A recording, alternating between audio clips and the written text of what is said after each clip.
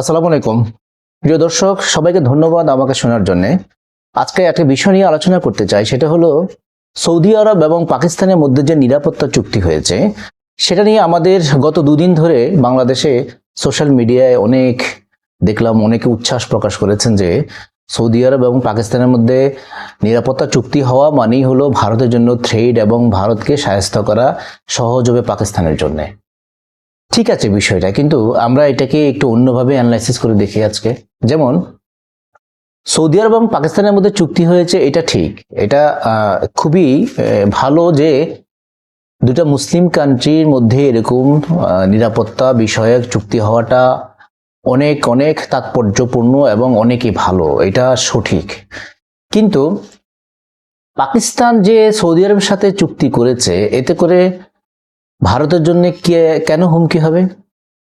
ভারত বলছে হুমকি, আমরাও জানি কিছুটা হুমকি, কিন্তু আসলে কি অতটা হুমকি হবে? আমার কাছে মনে হয় অতটা হবে না। কি জন্য হবে না আমি বলছি যে ভারত আর পাকিস্তানের মধ্যে যদি কখনো ধরেন যুদ্ধ হয়, যুদ্ধ লেগে যায়, তাহলে সেক্ষেত্রে সৌদি আরব কি অস্ত্র দিয়ে পাকিস্তানকে সাহায্য করবে বা করতে পারবে আদৌ? আমার তো মনে হয় না, ওইভাবে পারবে না। কেন পারবে না? সৌদি আরবের মধ্যে যত অস্ত্র আছে, যুদ্ধাস্ত্র, সবগুলি সৌদি আরব কিন্তু আপনার এই আমেরিকা থেকে কেনা। তো আমেরিকার অনুমতি ছাড়া কখনো যুদ্ধ লাগলে সৌদি আরব কি পাকিস্তানকে সে অস্ত্র দিবে ব্যবহার করতে ভারতের বিরুদ্ধে? আমার তো তাই মনে কখনোই হয় না। হ্যাঁ, তারা হতে পারে হয়তো কতটুকু যে টাকা পয়সা দিয়ে, অর্থ দিয়ে কিছু হেল্প তাদেরকে করতে পারে।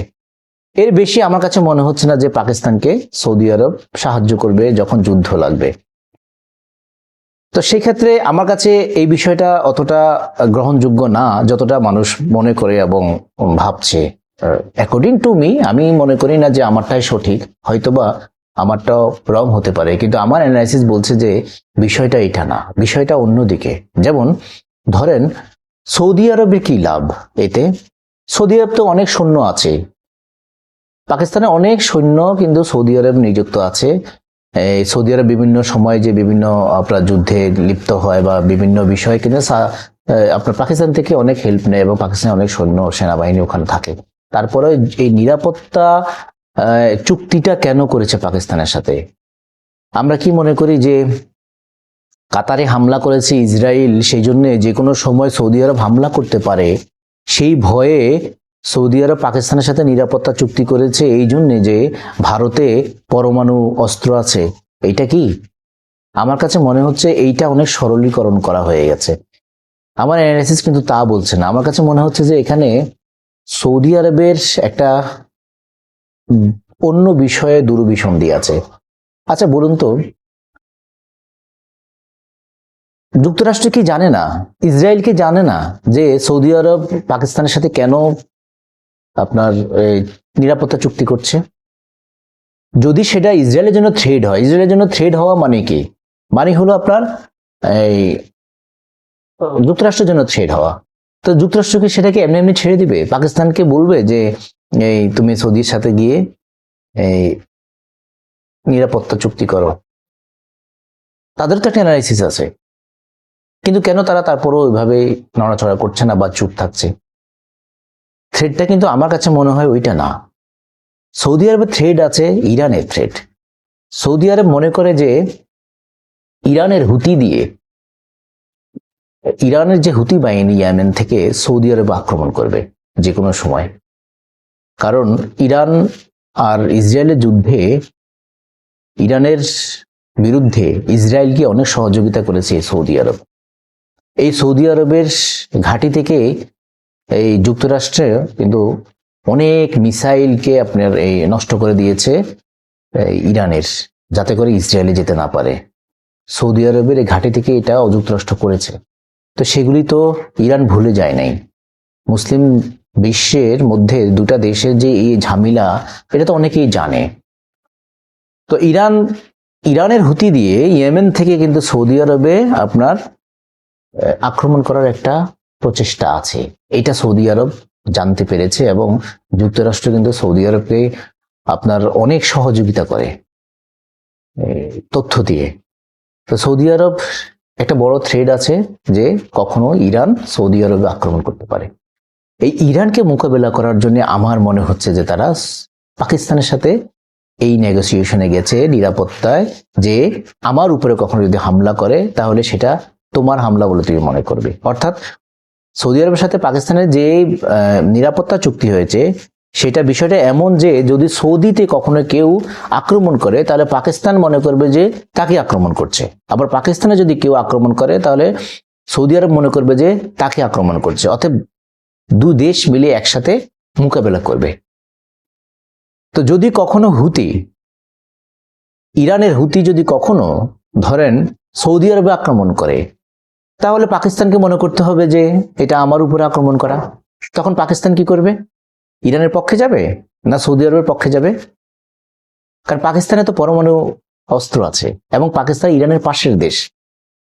তো ইরানকে একটা থ্রেট দেওয়া না, এটা আপনারা একটু অ্যানালাইসিস করে দেখেন এখানে। আর যদি এটা সত্যি না হয় তাহলে কি সৌদি আরবকে কখনো এই চুক্তি করতে দিত যুক্তরাষ্ট্র বা ইসরায়েল? কিছুদিন আগেও ট্রাম্প সৌদি আরব গিয়ে $1 ট্রিলিয়ন চুক্তি করে আসছে আপনার সৌদি বাদশাহ এই যে সালমানের সাথে। তো তাদের সাথে এত ভালো সম্পর্ক, এত ভালো নেগোসিয়েশন, সেখানে এই ইসরায়েলের হুমকি হবে এমন চুক্তি করার জন্য সৌদি আরব পাকিস্তানে আসবে, পাকিস্তানের সাথে মিলবে? এত সহজ?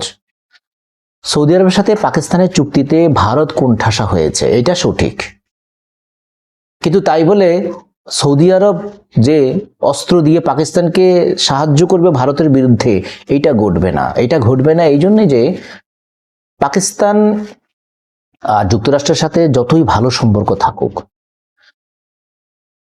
যুক্তরাষ্ট্র কখনো ভারতের বিরুদ্ধে আপনার সৌদিকে বলবে না যে পাকিস্তানকে হেল্প করো অস্ত্র দিয়ে, এটা কখনো করবে না। কারণ যুক্তরাষ্ট্র এই অঞ্চলে যে ইন্দো প্যাসিফিক যে একটা চুক্তি তারা করেছে বা এই অঞ্চল যে তাদের যে একটা পরিকল্পনা, সেটার প্রধানতম সহযোগী হলো এই ভারত। অতএব এই ভারতকে তারা এত সহজে ডিস্ট্রয় করতে দিবে না, এটা আমার ধারণা। এই অঞ্চলে যদি তারা আধিপত্য বিস্তার করতে চায় তাহলে সেই ক্ষেত্রে কিন্তু ভারতকে লাগবে যুক্তরাষ্ট্রের। যদি ভারতকেও তারা হাতছাড়া করে দেয় তাহলে কিন্তু এই অঞ্চলের ডমিনেন্সি চায়নার হাতে, সেটা 100% চলে যাবে। ভারত তো তখন বসে থাকবে না, সে তো নিশ্চয় নিজেকে বাঁচানোর জন্য চায়নার সাথে অনেক চুক্তি করতে পারে, হতে পারে না?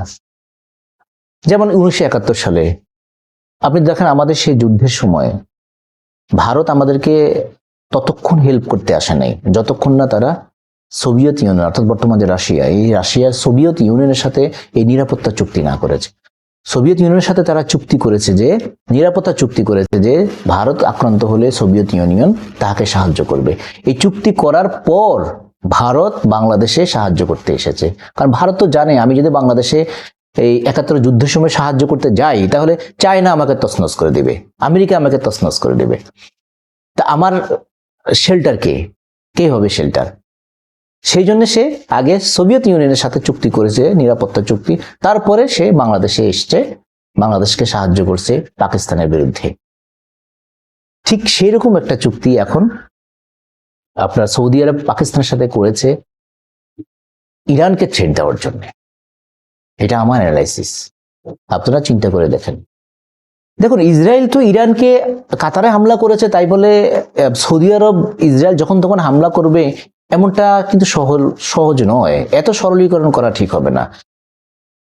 বিশ্বের মুসলমানদের প্রাণ কেন্দ্র কিন্তু সৌদি আরব, এটা ইসরায়েল জানে এবং যুক্তরাষ্ট্র জানে। তো ইসরায়েল বা যুক্তরাষ্ট্র যদি ধরেন মুসলমান নিধন করতে চায় কিংবা সৌদি আরব আক্রমণ করতে চায়, সেই ক্ষেত্রে ওরা এটা সর্বশেষ করবে, এত সহজে এত দ্রুত করবে না। কারণ পুরো বিশ্বের মুসলমানদেরকে এত সহজে তারা নাড়া দিতে যাবে না। তো এই কাজটা তারা করতে গেলে কখন হবে?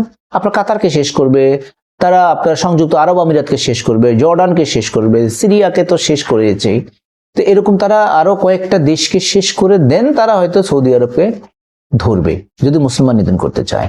এত সহজ তা করবে না। তো তাহলে সৌদি আরব তো এই আপনার সৌদি আরবের জন্য তো ইসরায়েল এত দ্রুত থ্রেড হবে না। দ্রুত থ্রেড হলো ইরান। কারণ ইরানের হুতি সৌদি আরব যে কোনো সময় আক্রমণ করতে পারে। সেই জন্য সৌদি আরব চাচ্ছে ইয়েমেনে তারা আক্রমণ করবে, ইয়েমেনে আক্রমণ করে হুতিদেরকে ধ্বংস করবে, যাতে করে তাদের উপরে আক্রমণ করতে না পারে, এবং ইসরায়েল এবং যুক্তরাষ্ট্র তাতে খুশি হবে, ইসরায়েলে লাভ হবে। আপনি কি মনে করেন সৌদি আরব ইরানের থেকেও ইসরায়েলকে বেশি ভালোবাসে, ইরানের থেকেও যুক্তরাষ্ট্রকে বেশি ভালোবাসে বর্তমান সৌদির যে আপনার সালমান? তাহলে ইরানের সাথে এইভাবে যুদ্ধ হলে সালমান চুপ করে থাকতে পারতো? সে কেন হেল্প করলো? তার দেশে কেন আপনার ইয়ের ঘাঁটি, আমেরিকার ঘাঁটি বসে বসে আপনার রকেট লঞ্চার দিয়ে তাদের গ্রেনেডগুলি, ইরানের গ্রেনেডগুলি কিভাবে আপনার নষ্ট করলো?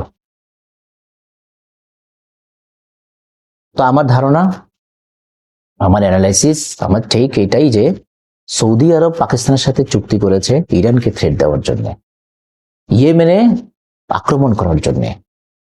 ইয়েমেনে আক্রমণ করতে হলে পাকিস্তানের সেনাবাহিনী লাগবে, আর যখন পাকিস্তানের সেনাবাহিনী দিয়ে ইয়েমেনকে তারা আক্রমণ করবে, তখন সেখানে সৌদি আরবে যদি ইরান এসে হামলা করে, তাহলে সেই হামলা পাকিস্তানকে মনে করতে হবে এই চুক্তির জন্য, নিরাপত্তা চুক্তির জন্য, যে এই হামলা আমার উপর হামলা। অতএব তাদের কাছে কি আছে?